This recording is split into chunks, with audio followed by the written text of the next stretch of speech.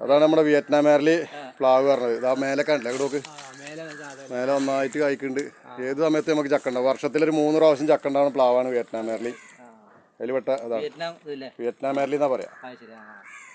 അപ്പോൾ അടിപൊളിയല്ലേ? നല്ല മധുരമുള്ളതൊക്കെയാണ്. ഇതാണ് നാരകത്തോട്ടം കേട്ടോ. ഇതാണ് നാരകത്തോട്ടം. വാവനൂരിലാണ് കേട്ടോ നാരകത്തോട്ടം. കാണാല്ലേ ചെറുനാരങ്ങ നാരകത്തോട്ടം. ഇതാണ് കേട്ടോ ചെറുനാരങ്ങ നാരകത്തോട്ടം.